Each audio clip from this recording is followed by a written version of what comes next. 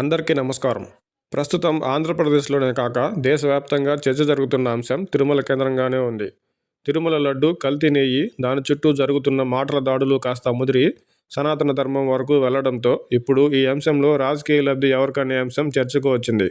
తిరుమల లడ్డూలో వాడే నెయ్యి కల్తీ జరిగిందని ముఖ్యమంత్రిగా చంద్రబాబు గారు బయటపెట్టడంతో టీడీపీ అనుకున్నట్టు, ఆశించినట్టు వైసీపీకి రాజకీయ నష్టం జరిగిందనుకున్నా రాజకీయ ప్రయోజనం మాత్రం ఆశించిన స్థాయిలో టీడీపీకి దక్కలేదని టీడీపీ శ్రేణుల్లో గుసగుసలు వినిపిస్తున్నాయి.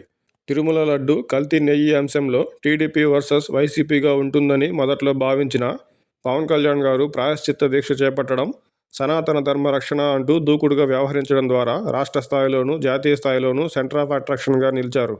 తిరుమల లడ్డు కల్తీ అంశానికి హిందుత్వ, సనాతన ధర్మ అంశాలను జోడించి పవన్ కళ్యాణ్ గారు తన ఆచరణ ద్వారానే కాక మాటల ద్వారా కూడా మీడియా దృష్టిని, ప్రజల దృష్టిని ఆకర్షించి హిందుత్వ అజెండా పరంగానూ పరిస్థితులను తన రాజకీయ అస్త్రాలుగా మలుచుకోవడంలోనూ సఫలమయ్యారనే చెప్పాలి. అయితే ఇక్కడే టీడీపీ శ్రేణులు లోలోపల నిరుత్సాహానికి గురవుతున్నట్టు ఉన్నారు.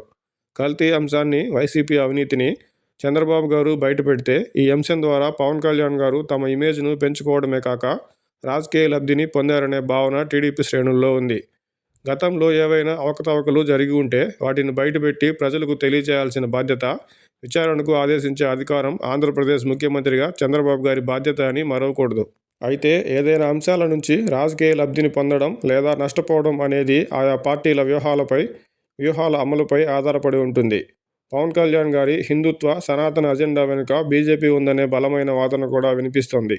దక్షిణాదిలో అంతగా పారని హిందుత్వ అజెండాను పవన్ కళ్యాణ్ ద్వారా బీజేపీ మళ్లీ తెరపైకి తెచ్చిందని, అందులో భాగంగానే పవన్ కళ్యాణ్ గారు డీఎంకే యువనేత, డిప్యూటీ సీఎం ఉదయనిధి స్టాలిన్ గారిపై, రాహుల్ గాంధీ గారిపై సైతం విమర్శలు చేశారని కొందరు అభిప్రాయపడుతున్నారు.